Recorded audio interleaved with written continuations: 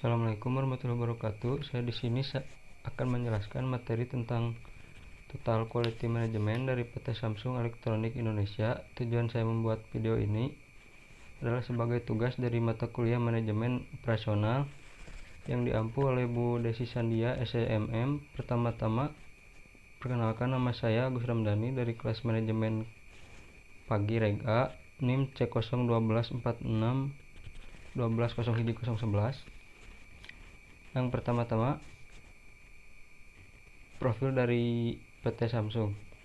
PT Samsung Electronics Indonesia adalah perusahaan manufaktur elektronik asal Korea Selatan yang telah berdiri selama 25 tahun di Indonesia. Samsung saat ini berada dalam masa kejayaannya dan merajai pasar smartphone di dunia. Samsung memiliki 5 core value yang menjadi kunci sukses perjalanan panjang dari masa ke masa, yaitu People, Excellence, Change, Integrity, dan Cooperability.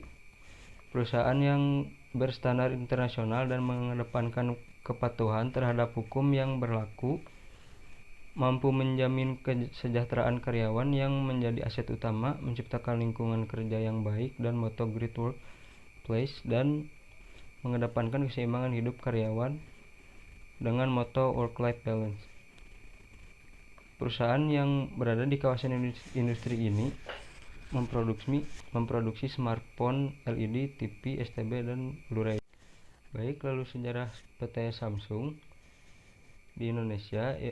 PT Samsung didirikan pada Agustus 1991 di kawasan industri Jabeka, Cikarang, sebagai bagian dari ekspansi Samsung ke pasar global, berfokus pada produksi dan pemasaran produk elektronik seperti TV, ponsel, dan peralatan rumah tangga, serta berkomitmen pada inovasi, kualitas, dan kesejahteraan karyawan.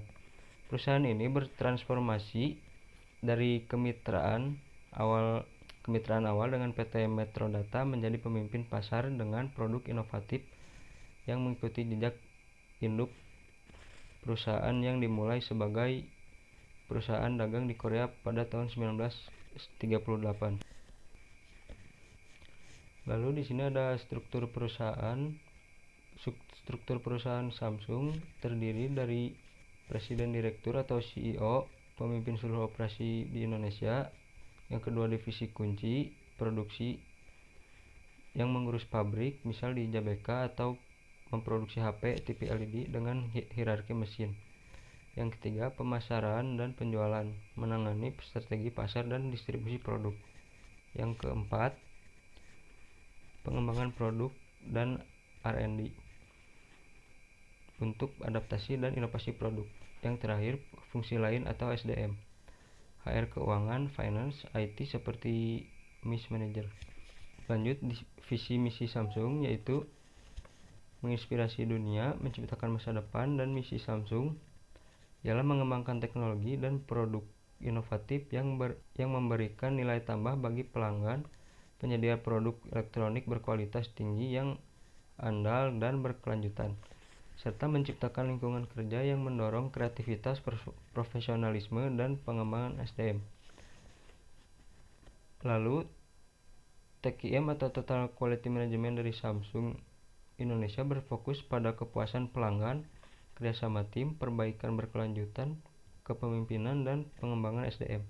Melalui sistem manajemen mutu, kontrol kualitas seperti Six Sigma, dan inovasi terbuka, TQM memberikan manfaat berupa peningkatan kualitas, efisien proses,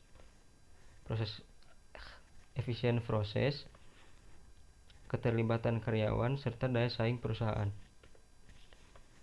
Lalu penerapan TQM di perusahaan Samsung yaitu berfokus pada customer. Samsung secara konsisten mengutamakan kebutuhan dan kepuasan pelanggan melalui riset pasar dan lain-lain. Lalu perbaikan berkelanjutan atau continuous improvement. Perusahaan menerapkan budaya continuous improvement dengan penggunaan metode seperti Six Sigma dan Kaizen untuk menekan cacat produk dan meningkatkan efisiensi proses. Yang ketiga, kerjasama tim atau teamwork. Samsung mendorong kolaborasi lintas departemen agar proses produksi, pengendalian mutu dan inovasi berjalan selaras konsisten dengan standar kualitas global.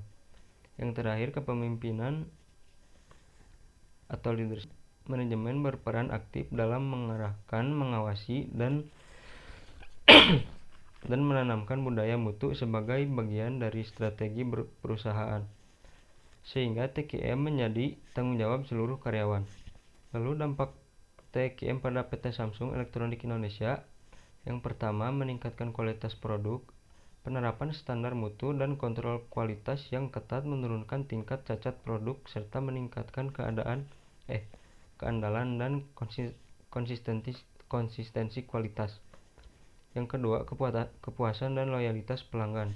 Produk berkualitas tinggi dan layanan punya daya jual yang baik meningkatkan kepuasan, kepercayaan, dan loyalitas pelanggan. Yang ketiga, efisiensi operasional. Perbaikan berkelanjutan membantu mengurangi pemborosan, menekankan biaya produksi, dan meningkatkan produktivitas. Keempat, kinerja dan motivasi karyawan. Meningkatkan pelibatan karyawan dalam budaya mutu serta pelatihan berkelanjutan meningkatkan kompetensi, komitmen, dan motivasi kerja. Sekian dari saya, terima kasih.